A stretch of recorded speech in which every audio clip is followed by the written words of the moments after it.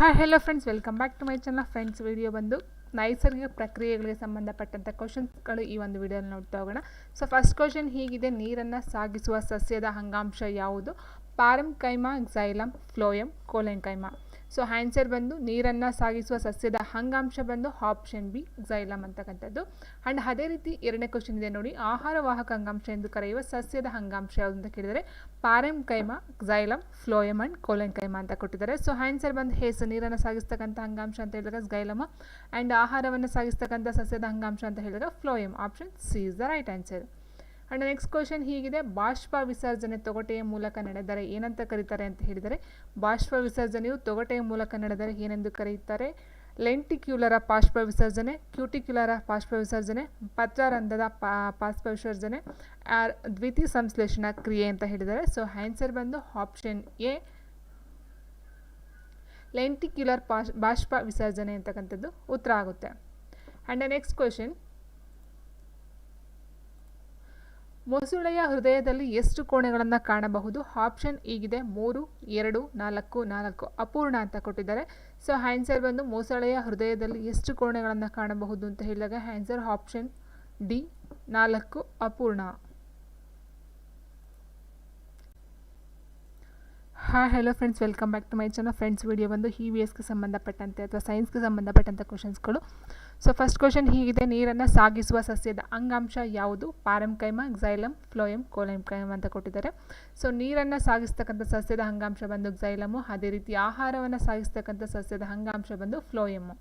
ನೀರು ಕ್ಸೈಲಮ್, ಆಹಾರವನ್ನು ಸಾಗಿಸ್ತಕ್ಕಂಥ ವಾಹಕ ಅಂಗಾಂಶ ಬಂದು ಫ್ಲೋಯಮ್ ಆಗಿರುತ್ತೆ. ಆ್ಯಂಡ್ ನೆಕ್ಸ್ಟ್ ಕ್ವಶನ್ ಹೀಗಿದೆ: ಬಾಷ್ಪ ವಿಸರ್ಜನೆ ತೊಗಟೆಯ ಮೂಲಕ ನಡೆದರೆ ಏನೆಂದು ಕರೆಯುತ್ತಾರೆ ಅಂತ ಕೊಟ್ಟಿದ್ದಾರೆ. ಸೊ ಲೆಂಟಿಕ್ಯುಲರ ಬಾಷ್ಪ ವಿಸರ್ಜನೆ, ಕ್ಯೂಟಿಕ್ಯುಲರ ಬಾಷ್ಪ ವಿಸರ್ಜನೆ, ಪತ್ರರಂಧ್ರದ ಬಾಷ್ಪ ವಿಸರ್ಜನೆ ಆ್ಯಂಡ್ ದ್ವಿತೀಯ ಸಂಶ್ಲೇಷಣಾ ಕ್ರಿಯೆ ಅಂತ ಕೊಟ್ಟಿದ್ದಾರೆ. ಸೊ ಆನ್ಸರ್ ಬಂದು ತೊಗಟೆಯ ಮೂಲಕ ನಡೀತಕ್ಕಂಥ ಒಂದು ಬಾಷ್ಪ ವಿಸರ್ಜನೆಗೆ ಲೆಂಟಿಕ್ಯುಲರ ಬಾಷ್ಪ ವಿಸರ್ಜನೆ ಅಂತ ಕರೀತಾರೆ. ಸೊ ಆಪ್ಷನ್ 1 ಇಸ್ ದ ಸರಿಯಾದಂಥ ಒಂದು ಉತ್ತರ. ಆ್ಯಂಡ್ ನೆಕ್ಸ್ಟ್ ಕ್ವಶನ್ ಹೀಗಿದೆ: ಮೊಸಳೆಯ ಹೃದಯದಲ್ಲಿ ಎಷ್ಟು ಕೋಣೆಗಳನ್ನು ಕಾಣಬಹುದು ಅಂತ ಕೇಳಿದರೆ ಸೊ ಮೊಸಳೆಯ ಹೃದಯದಲ್ಲಿ ಒಟ್ಟು ಇರತಕ್ಕಂಥದ್ದು 4 ಕೋಣೆಗಳು. Option C. ಆ್ಯಂಡ್ ನೆಕ್ಸ್ಟ್ ಒಬ್ಬ ಆರೋಗ್ಯವಂತ ವ್ಯಕ್ತಿಯ ರಕ್ತದ ಒತ್ತಡ ಎಷ್ಟು ಅಂತ ಕೇಳಿದರೆ ಬ್ಲಡ್ ಪ್ರೆಷರ್, ಒಬ್ಬ ವ್ಯಕ್ತಿಯಲ್ಲಿರ್ತಕ್ಕಂಥ ಬ್ಲಡ್ ಪ್ರೆಷರು. ಸೊ ಆನ್ಸರ್ ಹೀಗಿದೆ: ಆನ್ಸರ್ ಬಂದು 120/80 ಏನಿದೆ. ಸೊ ಇದು ಉತ್ತರ ಆಗುತ್ತೆ. ಆ್ಯಂಡ್ ನೆಕ್ಸ್ಟ್ ಕ್ವಶನ್ ಹೀಗಿದೆ: ಜಿರಳೆಯಲ್ಲಿ ರಕ್ತದ ಬಣ್ಣ ಯಾವುದು? ಹಸಿರು, ಬಿಳಿ, ಕೆಂಪು, ಬಣ್ಣರಹಿತ ಅಂತ ಕೊಟ್ಟಿದ್ದಾರೆ. ಸೊ ಆನ್ಸರ್ ಬಂದು ಜಿರಳೆಯಲ್ಲಿರ್ತಕ್ಕಂಥ ಬಣ್ಣ ಬಂದು ಬಣ್ಣ ರಹಿತ. Option D. ಆ್ಯಂಡ್ ನೆಕ್ಸ್ಟ್ ಜಿರಳೆಯಲ್ಲಿ ಎಷ್ಟು ಕೋಣೆಗಳ ಹೃದಯವಿದೆ ಅಂತ ಕೇಳಿದರೆ 4, 12, 13, 15. ಸೊ ಆನ್ಸರ್ ಜಿರಳೆಯಲ್ಲಿರ್ತಕ್ಕಂಥ ಹೃದಯದ ಕೋಣೆಗಳ ಸಂಖ್ಯೆ option C, 13. And next question: oxygen ಯುಕ್ತ ರಕ್ತವನ್ನು ಸ್ವೀಕರಿಸುವ ಮಾನವನ ಹೃದಯದ ಕೋಣೆ ಯಾವುದು ಅಂತ ಕೇಳಿದರೆ ಆಕ್ಸಿಜನ್ ಯುಕ್ತ ರಕ್ತವನ್ನು ಸ್ವೀಕರಿಸ್ತಕ್ಕಂಥ ಮಾನವನ ಹೃದಯದ ಕೋಣೆ ಯಾವುದು? ಎಡ ಹೃತ್ಕರ್ಣ, ಬಲ ಹೃತ್ಕರ್ಣ, ಬಲ ಹೃತ್ಕುಕ್ಷಿ ಆ್ಯಂಡ್ ಎಡ ಹೃತ್ಕುಕ್ಷಿ ಅಂತ ಕೊಟ್ಟಿದ್ದಾರೆ. ಸೊ ಆನ್ಸರ್ ಬಂದು ಎಡ ಹೃತ್ಕುಕ್ಷಿ. ನೆಕ್ಸ್ಟ್: ರೋಗ ನಿರೋಧಕ ಶಕ್ತಿಯನ್ನು ಒದಗಿಸುವ ರಕ್ತದ ಘಟಕ ಯಾವುದು? ರೋಗ ನಿರೋಧಕ ಶಕ್ತಿಯನ್ನು ಒದಗಿಸುವ ರಕ್ತದ ಘಟಕ ಯಾವುದು? ಬಿಳಿ ರಕ್ತಕಣ, ಪ್ಲಾಸ್ಮಾ, ಕೆಂಪು ರಕ್ತಕಣ, ಕಿರುತಟ್ಟೆಗಳು. ಎಸ್ ಆನ್ಸರ್ ಬಂದು ಆಪ್ಷನ್ ಎ, ಬಿಳಿ ರಕ್ತಕಣಗಳು. ಆ್ಯಂಡ್ ನೆಕ್ಸ್ಟ್: ಅಮೀಬಾದಲ್ಲಿ ಪದಾರ್ಥಗಳ ಸಾಗಣೆ ಇದರಿಂದ ಉಂಟಾಗುತ್ತೆ ಅಂತ ಕೇಳಿದರೆ ಅಮೀಬಾದಲ್ಲಿ ಪದಾರ್ಥಗಳ ಸಾಗಣೆ ಇದರಿಂದ ಉಂಟಾಗುತ್ತದೆ. ಅಂಗಾಂಶಗಳು ಅಭಿಸರಣೆ, ವಿಸರಣೆ ಮತ್ತು ಅಭಿಸರಣೆ ಎರಡೂ ಸಹ ಕೊಟ್ಟಿದ್ದಾರೆ. ಸೊ ಆನ್ಸರ್ ಬಂದು ಆಪ್ಷನ್ ಸಿ, ವಿಸರಣೆಯ ಮೂಲಕ ಆಗ್ತಕ್ಕಂಥದ್ದು. ಆ್ಯಂಡ್ ನೆಕ್ಸ್ಟ್: ಜಿರಳೆಯಲ್ಲಿ ಅನಿಲಗಳ ವಿನಿಮಯವಾಗುವುದು ವಿಸರಣೆ, ಅಭಿಸರಣೆ, ಅಂಗಾಂಶಗಳು ವಿಸರಣೆ ಮತ್ತು ಅಭಿಸರಣೆ ಅಂತ ಹೇಳಿದರೆ ಸೊ ಆನ್ಸರ್ ಬಂದು ಅದರದ್ದು ಸಹ ಸೇಮ್ ವಿಸರಣೆ ಮೂಲಕ ನಡೀತಕ್ಕಂಥದ್ದು. ಆ್ಯಂಡ್ ನೆಕ್ಸ್ಟ್ ಕ್ವಶನ್ ಹೀಗಿದೆ: ರಕ್ತದ ಗುಂಪುಗಳನ್ನು ಕಂಡುಹಿಡಿದ ವಿಜ್ಞಾನಿ ಯಾರು ಅಂತ ಕೇಳಿದರೆ William Harvey, Joseph Lister, Karl Lund spinner, Alexander Fleming. So answer ಬಂದು ರಕ್ತದ ಗುಂಪುಗಳನ್ನು ಕಂಡಿರ್ತಕ್ಕಂಥರು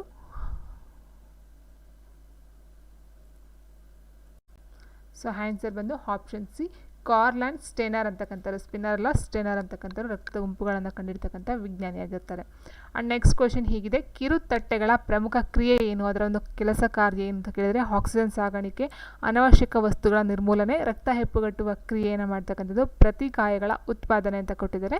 ಸೊ ಕಿರುತಟ್ಟೆಗಳ ಪ್ರಮುಖ ಕರ್ತವ್ಯ ಅಥವಾ ಕಾರ್ಯ ಅಥವಾ ಫಂಕ್ಷನ್ ಅಂತ ಹೇಳಿದರೆ ರಕ್ತ ಹೆಪ್ಪುಗಟ್ಟುವ ಒಂದು ಕ್ರಿಯೆಯನ್ನು ಮಾಡ್ತಕ್ಕಂಥದ್ದು ಕಿರುತಟ್ಟೆಗಳ ಒಂದು ಪ್ಲೇಟ್ಲೆಟ್ಸ್ ಅಂತ ಹೇಳ್ತೀವಿ ಇಂಗ್ಲೀಷಲ್ಲಿ. ಸೊ ಅದರ ಒಂದು ಕೆಲಸ ಆಗಿರುತ್ತೆ. ಆ್ಯಂಡ್ ನೆಕ್ಸ್ಟ್: ಸಾರ್ವತ್ರಿಕ ದಾನಿ ಎಂದು ಕರೆಯಲ್ಪಡುವ ರಕ್ತದ ಗುಂಪು ಯಾವುದು ಅಂತ ಕೇಳಿದರೆ A, B, AB and O ಅಂತ ಕೊಟ್ಟಿದ್ದಾರೆ. ಸಾರ್ವತ್ರಿಕ ದಾನಿ ಅಂತ ಹೇಳಿದರೆ ಆಪ್ಷನ್ ಡಿ ಏನಿದೆ ಓ ಅಂತಕ್ಕಂಥ ಗುಂಪು ಎಲ್ಲದಕ್ಕೂ ರಕ್ತವನ್ನು ಕೊಡ್ತಕ್ಕಂಥದ್ದು. ಸೊ ಹಾಗಾಗಿ ಓನ ನಾವು ದಾನಿ ಅಂತ ಹೇಳ್ತೀವಿ.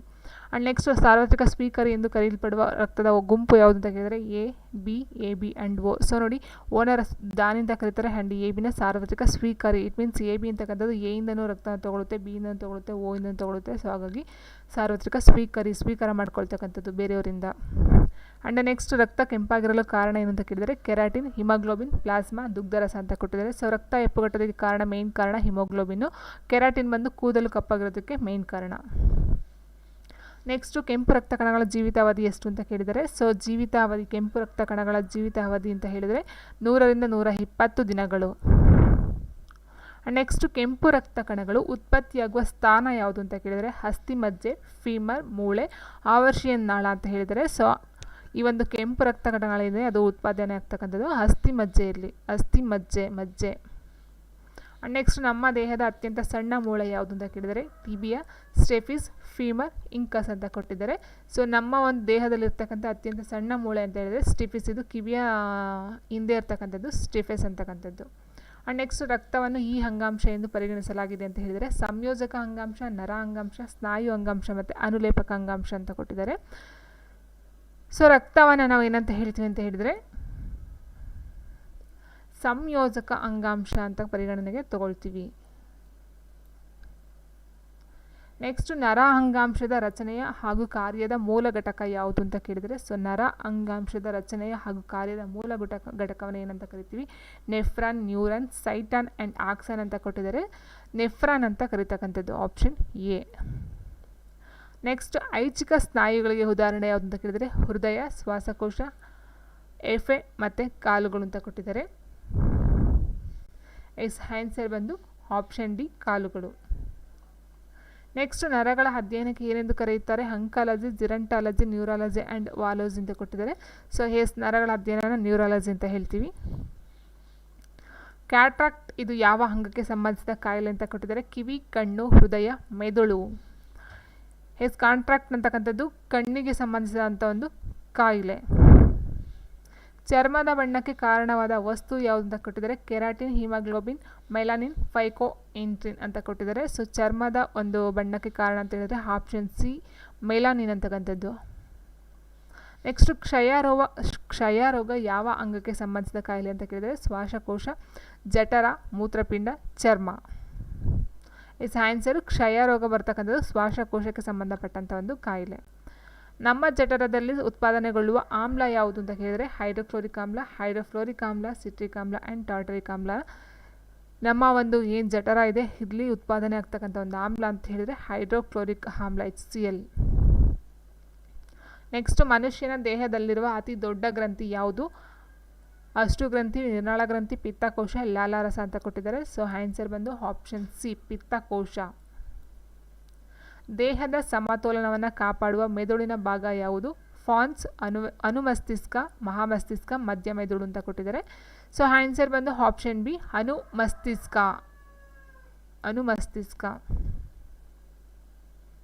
ಆ್ಯಂಡ್ ನೆಕ್ಸ್ಟ್ 30ನೇ ಕ್ವಶನ್ ಮೂತ್ರಜನಕಾಂಗಗಳಲ್ಲಿ ನೀರಿನ ವಿಸರ್ಜನೆಯನ್ನು ನಿಯಂತ್ರಿಸುವ ಹಾರ್ಮೋನ್ ಯಾವುದು ಅಂತ ಕೇಳಿದರೆ ಮೂತ್ರಜನಕಾಂಗಗಳಲ್ಲಿ ನೀರಿನ ವಿಸರ್ಜನೆಯನ್ನು ನಿಯಂತ್ರಿಸುವ ಹಾರ್ಮೋನ್ ಯಾವುದು ಪ್ರೋಲ್ಯಾಕ್ಟಿಕ್, ವಾಸೋಪ್ರೆಸಿನ್, ಆಕ್ಸಿಟೋಸಿನ್, ಆಡ್ರಿನಲಿನ್ ಅಂತ ಹೇಳಿದರೆ. ಸೊ ಆನ್ಸರ್ ಬಂದು ಆಪ್ಷನ್ ಬಿ ವಾಸೋಪ್ರೆಸಿನ್ ಅಂತಕ್ಕಂಥದ್ದು option B. And next question ಹೀಗಿದೆ ಗೆರಂಟಾಲಜಿ ಈ ಅಧ್ಯಯನಕ್ಕೆ ಸಂಬಂಧಿಸಿದ್ದು ವಯಸ್ಸಾಗುವಿಕೆ, ಜೀವಕೋಶಗಳ ಬೆಳವಣಿಗೆ, ಪಕ್ಷಿಗಳು ಮತ್ತು ತರಕಾರಿಗಳು ಅಂತ ಹೇಳಿದರೆ. ಸೊ ಆನ್ಸರ್ ಬಂದು ವಯಸ್ಸಾಗುವಿಕೆ ಗೆರಂಟಾಲಜಿ. ನೆಕ್ಸ್ಟ್ ಬಿಳಿ ರಕ್ತ ಕಣಗಳ ಕಾರ್ಯ ಏನು ಅಂತ ಕೇಳಿದರೆ ರಕ್ತ ಹೆಪ್ಪುಗಟ್ಟತಕ್ಕಂಥದ್ದು, ಚಯಾಪಚಯ ಕ್ರಿಯೆ ಮಾಡ್ತಕ್ಕಂಥದ್ದು, ಆಮ್ಲಜನಕವನ್ನು ಸಾಗಣೆ ಮಾಡ್ತಕ್ಕಂಥದ್ದು, ಪ್ರತಿಕಾಯಗಳನ್ನು ತಯಾರಿಸುವುದು ಅಂತ ಹೇಳಿದರೆ. ಸೊ ಆನ್ಸರ್ ಬಂದು ಪ್ರತಿಕಾಯ. ಇಟ್ ಮೀನ್ಸ್ ಆ್ಯಂಟಿ ಆಕ್ಸಿಡೆಂಟ್ ಆಗಿ ವರ್ಕನ್ನು ಮಾಡ್ತಕ್ಕಂಥದ್ದು, ಆ್ಯಂಟಿ ಆಕ್ಸಿಡೆಂಟ್ ಆಗಿ. ನೆಕ್ಸ್ಟು ರಕ್ತದ ಒತ್ತಡ ಕಂಡುಹಿಡಿಯುವ ಸಾಧನ ಯಾವುದು ಅಂತ ಕೇಳಿದರೆ ಲ್ಯಾಕ್ಟೋಮೀಟರ್, ಪ್ಯಾಥೋಮೀಟರ್, ಸ್ಟೆಥಾಸ್ಕೋಪ್, ಸಿಗ್ಮೋಮಾನೋಮೀಟರ್. ಆನ್ಸರ್ ಬಂದು ಆಪ್ಷನ್ ಡಿ ಸಿಗ್ಮೋಮಾನೋಮೀಟರ್ ಅಂತಕ್ಕಂಥದ್ದು ರಕ್ತದ ಒತ್ತಡ BP-ಯನ್ನು ಅಳಿತಕ್ಕಂಥ ಒಂದು ಸಾಧನ ಆಗಿರುತ್ತೆ. ಆ್ಯಂಡ್ ನೆಕ್ಸ್ಟ್ ಇರುಳು ಪ್ರಕ್ರಿಯೆಯನ್ನು ಏನೆಂದು ಕರೆಯುತ್ತಾರೆ ಕ್ಯಾಲ್ವಿನ ಚಕ್ರ, ಹಾರ್ನಿತಿನ್ ಚಕ್ರ, ಇಂಗಾಲ ಚಕ್ರ, ಜೈವಿಕ ಚಕ್ರ ಅಂತ ಕೊಟ್ಟಿದ್ದಾರೆ. ಸೊ ಆನ್ಸರ್ ಬಂದು ಇರುಳು ಪ್ರಕ್ರಿಯೆಯನ್ನು ಏನೆಂದು ಕರೆಯುತ್ತಾರೆ ಆಪ್ಷನ್ ಎ ಕ್ಯಾಲ್ವಿನ ಚಕ್ರ ಅಂತ ಕರೀತಾರೆ. ನೆಕ್ಸ್ಟ್ ಇರುಳು ಪ್ರಕ್ರಿಯೆ ನಡೆಯುವ ಭಾಗ ಯಾವುದು? ಗ್ರಾನ, ಸ್ಟ್ರೋಮಾ, ಹರಿದ್ರೇಣು, ಮೀಸೋಫಿಲ್ ಅಂತ ಕೊಟ್ಟಿದ್ದಾರೆ. ಸೊ ಆನ್ಸರ್ ಬಂದು ಇರುಳು ಪ್ರಕ್ರಿಯೆ ನಡೀತಕ್ಕಂಥ ಒಂದು ಭಾಗ ಹೇಳಿದ್ರೆ option B stroma.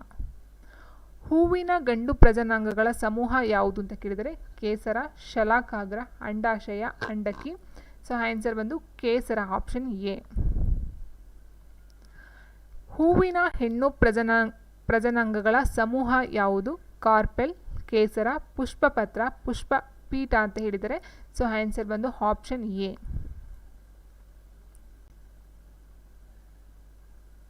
And next ದ್ಯುತಿ ಸಂಶ್ಲೇಷಣೆಯಲ್ಲಿ ಬಿಡುಗಡೆಯಾಗುವ ಅನಿಲ ಯಾವುದು?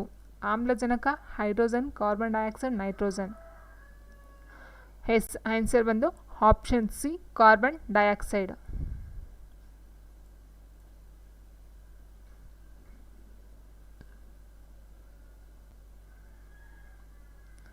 ಆ್ಯಂಡ್ ನೆಕ್ಸ್ಟ್ ಕ್ವೆಶನ್,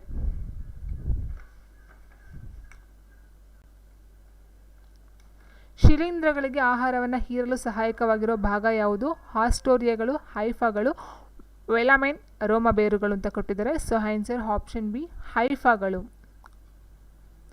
ನೆಕ್ಸ್ಟ್ ಮಾನವನ ಹಲ್ಲಿನ ದಂತಸೂತ್ರವನ್ನು ಕೊಟ್ಟಿದ್ದಾರೆ.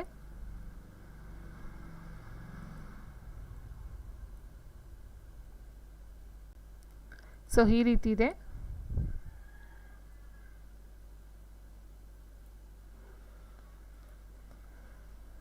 So answer option A.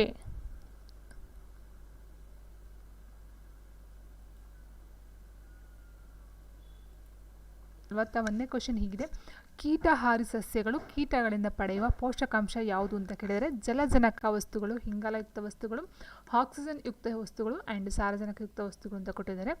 ಕೀಟಹಾರಿ ಸಸ್ಯಗಳು ಕೀಟಗಳಿಂದ ಪಡಿತಕ್ಕಂಥ ಒಂದು ಪೋಷಕಾಂಶ ಯಾವುದು ಅಂತ ಕೇಳಿರ್ತಕ್ಕಂಥದ್ದು. ಸೊ ಆನ್ಸರ್ ಬಂದು ಸಾರಜನಕಯುಕ್ತ, ಇಟ್ ಮೀನ್ಸ್ ಸಾರಜನಕವನ್ನು ಪಡ್ಕೊಳ್ತಕ್ಕಂಥದ್ದು.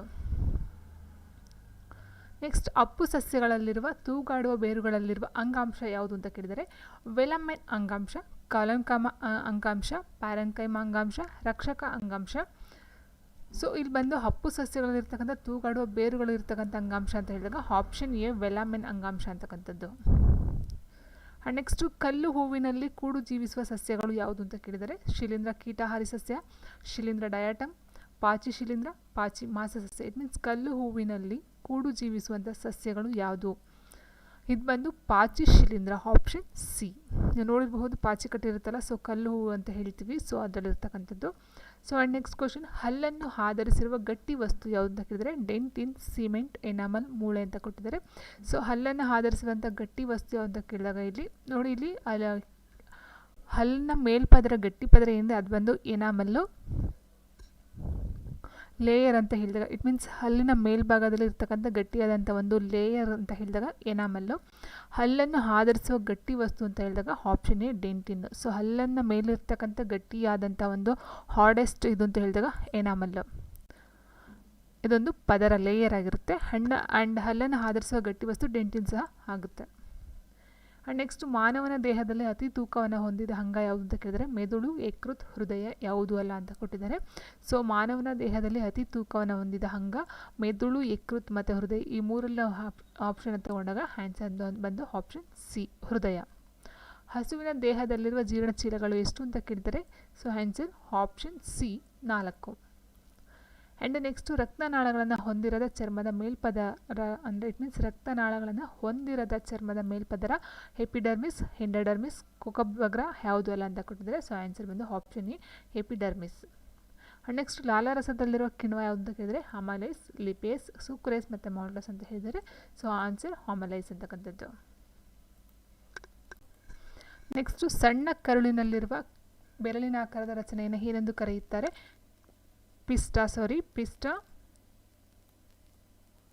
ಪಿಸ್ಟಾ ವಿಲ್ಲೈಗಳು, ಮೇದೋಜೀರಕ ಯಾವುದು ಅಲ್ಲ ಅಂತ ಕೊಟ್ಟಿದ್ದಾರೆ. ಸೊ ಇಲ್ಲಿ ಬಂದು ಆನ್ಸರ್ ಬಂದು ಆಪ್ಷನ್ ಬಿ ವಿಲ್ಲೈಗಳು.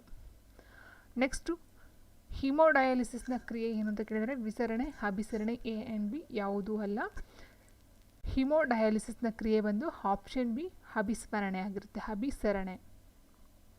ನೆಕ್ಸ್ಟು ಜೀವಕೋಶದ ಶಕ್ತಿ ಉತ್ಪಾದನೆ ಕೇಂದ್ರ ಅಂತ ಕೇಳಿದರೆ ಲೈಸೋಸೋಮ್, ಗಾಲ್ಗಿ ಸಂಕೀರ್ಣ, ಮೈಟೋಕಾಂಡ್ರಿಯಾ, ರೈಬೋಸೋಮ್ ಅಂತ ಕೇಳಿದರೆ ಜೀವಕೋಶದ ಶಕ್ತಿ ಉತ್ಪಾದನಾ ಕೇಂದ್ರ ಬಂದು ಆಪ್ಷನ್ ಸಿ ಮೈಟೋಕಾಂಡ್ರಿಯಾ. ನೆಕ್ಸ್ಟ್ ಜೀವಕೋಶದ ಆತ್ಮಹತ್ಯಾ ಸಂಚಿಗಳು ಯಾವುದಂತ ಕೇಳಿದರೆ ಲೈಸೋಸೋಮ್, ಗಾಲ್ಗಿ ಸಂಕೀರ್ಣ, ಮೈಟೋಕಾಂಡ್ರಿಯಾ, ರೈಬೋಸೋಮ್ ಅಂತ ಕೊಟ್ಟಿದ್ದಾರೆ. ಜೀವಕೋಶದ ಆತ್ಮಹತ್ಯಾ ಸಂಚಿ ಅಂತ ಹೇಳಿದರೆ ಆಪ್ಷನ್ ಎ ಲೈಸೋಸೋಮ್. ನೆಕ್ಸ್ಟ್ ಜೀವಕೋಶದ ಪ್ರೋಟೀನ್ ಕಾರ್ಖಾನೆ ಯಾವುದು ಅಂತ ಕೇಳಿದರೆ ರೈಬೋಸೋಮ್, ಲೈಸೋಸೋಮ್, ಮೈಟೋಕಾಂಡ್ರಿಯಾ, ಗಾಲ್ಗಿ ಸಂಕೀರ್ಣ ಅಂತ ಕೊಟ್ಟಿದ್ದಾರೆ. ಜೀವಕೋಶದ ಪ್ರೋಟೀನ್ ಕಾರ್ಖಾನೆ ರೈಬೋಸೋಮು. ಇಲ್ಲಿ ನೋಡಿ, ಇಲ್ಲಿ 3 ಕ್ವಶನ್ ಇದೆ. ಶಕ್ತಿ ಉತ್ಪಾದನಾ ಕೇಂದ್ರ ಮೈಟೋಕಾಂಡ್ರಿಯಾ, ಆತ್ಮಹತ್ಯೆ ಸೂಚಿ ಲೈಸೋಸೋಮ್, ಜೀವಕೋಶದ ಪ್ರೋಟೀನ್ ಕಾರ್ಖಾನೆ ರೈಬೋಸೋಮ್. ಆ್ಯಂಡ್ ನೆಕ್ಸ್ಟ್ ವಯಸ್ಕ ಆರೋಗ್ಯವಂತ ಮಾನವರ ಮೆದುಳಿನ ತೂಕ ಎಷ್ಟು ಅಂತ ಕೇಳಿದರೆ ಆಪ್ಷನ್ ಸಿ ಇದೆ 200 gram, 1400 gram, 500 gram and 1250 gram ಅಂತ ಕೊಟ್ಟಿದ್ದಾರೆ. ಸೊ ವಯಸ್ಕ ಆರೋಗ್ಯವಂತನ ಮಾನವನ ಮೆದುಳಿನ ತೂಕ ಬಂದು option B 1400 gram. And next ಮಾನವನ ದೇಹದಲ್ಲಿ ಕೊಲೆಸ್ಟ್ರಾಲ್ ಸಂಗ್ರಹವನ್ನು ಕಡಿಮೆ ಮಾಡುವಂಥ ಲೋಹ ಯಾವುದು ಅಂತ ಕೇಳಿದರೆ ಕೊಲೆಸ್ಟ್ರಾಲ್ ಸಂಗ್ರಹವನ್ನು ಕಡಿಮೆ ಮಾಡ್ತಕ್ಕಂಥದ್ದು ಕಬ್ಬಿಣ, ಸತು, ಬೆಳ್ಳಿ, ಮೆಗ್ನೀಷಿಯಮ್ ಅಂತ ಕೊಟ್ಟಿದ್ದಾರೆ. ಆನ್ಸರ್ ಬಂದು ಆಪ್ಷನ್ ಬಿ ಸತು. ಆ್ಯಂಡ್ ನೆಕ್ಸ್ಟು ಒಬ್ಬ ವ್ಯಕ್ತಿಗೆ ಸತತವಾಗಿ ಕೆಮ್ಮು, ರಾತ್ರಿಯ ವೇಳೆಯಲ್ಲಿ ಜ್ವರ ಕಾಣಿಸಿಕೊಳ್ಳುವುದು, ಹಸಿವಾಗದಿರುವುದು, ಊಟ ಸೇರದಿರುವುದು, ಬಳಲಿಕೆ ಇದ್ದು ಆ ವ್ಯಕ್ತಿ ಯಾವ ರೋಗದಿಂದ ಬಳಲುತ್ತಿದ್ದಾನೆ ಅಂತ ಕೇಳಿದರೆ ಕಾಲಾರ, ಮಧುಮೇಹ, ಅಜೀರ್ಣತೆ, ಕ್ಷಯ ರೋಗ ಅಂತ ಕೇಳಿದರೆ. ಸೊ ನೋಡಿ, ಇಲ್ಲಿ ಕೆಮ್ಮು ಅಂತ ಕೊಟ್ಟಿದ್ದಾರೆ. ಆ್ಯಂಡ್ ಜ್ವರ ಮತ್ತು ಊಟ ಸೇರದೇ ಇರ್ತಕ್ಕಂಥದ್ದು, ಹಸಿವಾಗದೇ ಇರ್ತಕ್ಕಂಥದ್ದು, ಇದೆಲ್ಲ ಬಂದು ಯಾವುದಕ್ಕೆ ಅಂತ ನೋಡಿದಾಗ ಸೊ ಅಜೀರ್ಣತೆ ಅಂತಕ್ಕಂಥದ್ದು ಕೆಮ್ಮಲ್ಲಿ ಬರೋದಿಲ್ಲ. ಆ್ಯಂಡ್ ನೆಕ್ಸ್ಟ್ ಮಧುಮೇಹ ಬರಲ್ಲ, ಕಾಲಾರಲ್ಲ, ಆಪ್ಷನ್ ಬಿ ಕ್ಷಯರೋಗ. ಕ್ಷಯರೋಗ ಅಂತ ಹೇಳಿದಾಗ ಕೆಮ್ಮು ಜಾಸ್ತಿ ಇರುತ್ತೆ, ಇಲ್ಲಿ ಹಸಿವಾಗದೇ ಇರ್ತಕ್ಕಂಥದ್ದು, ಊಟ ಸೇರದೇ ಇರ್ತಕ್ಕಂಥದ್ದು ಆ್ಯಂಡ್ ಇಲ್ಲಿ ಜ್ವರ ಕಾಣಿಸ್ಕೊಳ್ತಕ್ಕಂಥದ್ದು. ಆ್ಯಂಡ್ ನೆಕ್ಸ್ಟ್ ಅತಿಯಾದ ಗಣಿಗಾರಿಕೆ ನಡೆಸುವಂತಹ ಪ್ರದೇಶದಲ್ಲಿ ವಾಸಿಸುವ ಜನರು ಈ ಕಾಯಿಲೆಯಿಂದ ನರಳುತ್ತಿದ್ದಾರೆ ಅಂತ ಕೊಟ್ಟಿದ್ದಾರೆ. ಸಿಲಿಕಾಸಿಸ್, ಆಸ್ಬೆಸ್ಟಾಸಿಸ್, ಸೈಕೋಸಿಸ್, ಆರ್ಥರೈಟಿಸ್ ಅಂತ ಕೊಟ್ಟಿದ್ದಾರೆ. ಸೊ ಆನ್ಸರ್ ಬಂದು ಆಪ್ಷನ್ ಎ ಇದೆ, ಸಿಲಿಕಾಸಿಸ್ ಅಂತಕ್ಕಂಥ ಒಂದು ರೋಗದಿಂದ ಅವರು ಬಳಲ್ತಾ ಇರ್ತಾರೆ. ನೆಕ್ಸ್ಟ್ ಕ್ವಶನ್, ಕ್ಯಾನ್ಸರ್ ರೋಗ ಚಿಕಿತ್ಸೆಯಲ್ಲಿ ಬಳಸುವ ವಿಕಿರಣದ ಸಮಸ್ಥಾನ ಯಾವುದು ಅಂತ ಕೇಳಿದರೆ ವಿಕಿರಣ ಸೋಡಿಯಂ 24, ವಿಕಿರಣ ಫಾಸ್ಫರಸ್ 30, ವಿಕಿರಣ ಕೋಬಾಲ್ಟ್ 60, ಯುರೇನಿಯಂ 235 ಅಂತ ಕೊಟ್ಟಿದ್ದಾರೆ. ಇಲ್ಲಿ ಕ್ಯಾನ್ಸರ್ ರೋಗ ಚಿಕಿತ್ಸೆಯಲ್ಲಿ ಬಳಸ್ತಕ್ಕಂಥ ವಿಕಿರಣ ಯಾವುದು ಅಂತ ಕೇಳಿರೋದು. ಸೊ ಆನ್ಸರ್ ಬಂದು ಆಪ್ಷನ್ ಸಿ ವಿಕಿರಣ ಕೋಬಾಲ್ಟ್ 600. ನೆಕ್ಸ್ಟು ಅನ್ನನಾಳ ಮತ್ತು ದೇಹದ ಹೊರಭಿತ್ತಿಯ ನಡುವೆ ಮಿಥ್ಯಾ ಸ್ಥಳಾವಕಾಶ ಎಂಬ ದ್ರವ ತುಂಬಿದ ಕುರುಹನ್ನು ಹೊಂದಿರುವ ಜೀವಿ ಯಾವುದು ಅಂತ ಕೇಳಿದರೆ ಸೈಕನ್, ಹೈಡ್ರಾ, ಪ್ಲನೇರಿಯಾ, ಜಿಗಣೆ ಅಂತ ಕೊಟ್ಟಿದ್ದಾರೆ. ಸೊ ಆನ್ಸರ್ ಬಂದು option B hydra. Next DNA ಜೋಡಿಸುತ್ತಿರುವ ಸುರುಳಿ ಪಡಿರೂಪವನ್ನು ಪ್ರತಿಪಾದಿಸಿದ ವಿಜ್ಞಾನಿ ಯಾರು? ಇಟ್ ಮೀನ್ಸ್ DNA ಒಂದು ಇದನ್ನ ಐತಲ್ಲ, ಸೊ ಸುರುಳಿಯನ್ನು ಅದನ್ನು ಕೊಟ್ಟಂಥ ವಿಜ್ಞಾನಿ ಯಾರು ಅಂತ ಕೇಳಿದರೆ ಸೊ ಇಲ್ಲಿ ಹಾರ್ಡಿ ಮತ್ತು ವೆನ್ಬರ್ಗ್ ಅಂತ ಕೊಟ್ಟವರು, ವ್ಯಾಟ್ಸನ್ ಮತ್ತು ಕ್ರಿಕ್ಕು, ಬೆಂಥಮ್ ಆ್ಯಂಡ್ ಹುಕರೆ ಅಂತ ಕೊಟ್ಟಿದ್ದಾರೆ, ಯೂರೆ ಮತ್ತು ಮಿಲ್ಲರ್ ಅಂತ ಕೊಟ್ಟಿದ್ದಾರೆ. ಸೊ ಆನ್ಸರ್ ಬಂದು ಹೇಸ್ ಆಪ್ಷನ್ ಬಿ ವ್ಯಾಟ್ಸನ್ ಆ್ಯಂಡ್ ಕ್ರಿಕ್ ಅಂತಕ್ಕಂಥದ್ದು ಇವರು ಬಂದು DNA ಕಂಡುಹಿಡಿತಕ್ಕಂಥದ್ದು. ಆ್ಯಂಡ್ ನೆಕ್ಸ್ಟ್ ಬಂದು ಮೂತ್ರಜನಕಾಂಗಗಳಿಂದ ನೀರಿನ ವಿಸರ್ಜನೆಯನ್ನು ನಿಯಂತ್ರಿಸುವ ಹಾರ್ಮೋನ್ ಯಾವುದು ಅಂತ ಕೇಳಿದರೆ ಮೂತ್ರಜನಕಾಂಗಗಳಿಂದ ನೀರಿನ ವಿಸರ್ಜನೆಯನ್ನು ನಿಯಂತ್ರಿಸುವ ಹಾರ್ಮೋನ್ ಯಾವುದು? ವಾಸೋಪ್ರೆಸಿನ್, ಆಕ್ಸಿಟೋಸಿಸ್, ಅಡ್ರಿನೋಕಾರ್ಟಿಕ್ ಟ್ರೋಪಿಕ್ ಹಾರ್ಮೋನ್, ಲ್ಯೂಟಿನೈಸಿಂಗ್ ಹಾರ್ಮೋನ್ ಅಂತ ಕೊಟ್ಟಿದ್ದಾರೆ. ಸೊ ಆನ್ಸರ್ ಬಂದು ಆಪ್ಷನ್ ಎ ವಾಸೋಪ್ರೆಸಿನ್.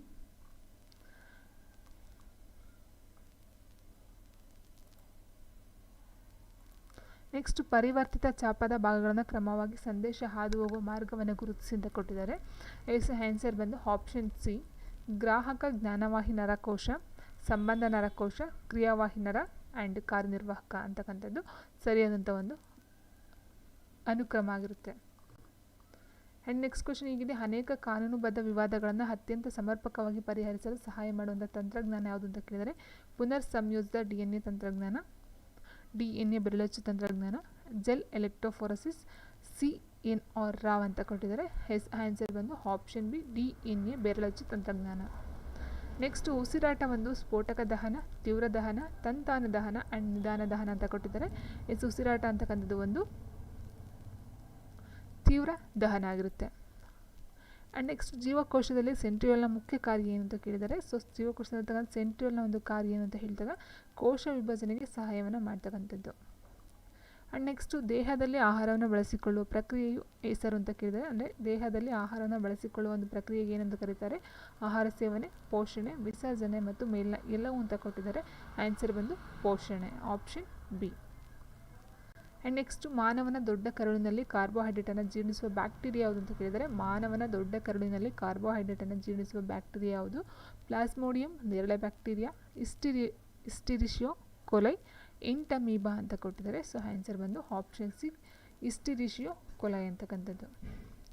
ನೆಕ್ಸ್ಟ್ ಮಾನವನ ಯಾವ ಅಂಗಕ್ಕೆ ಹೆಚ್ಚು ಆಕ್ಸಿಜನ್ ಅವಶ್ಯಕತೆ ಇದೆ ಅಂತ ಕೇಳಿದರೆ ಶ್ವಾಸಕೋಶ, ಹೃದಯ, ಯಕೃತ್, ಮೆದುಳು ಅಂತ ಕೊಟ್ಟಿದ್ದಾರೆ. ಸೊ ಆನ್ಸರ್ ಬಂದು ಆಪ್ಷನ್ ಡಿ ಮೆದುಳು.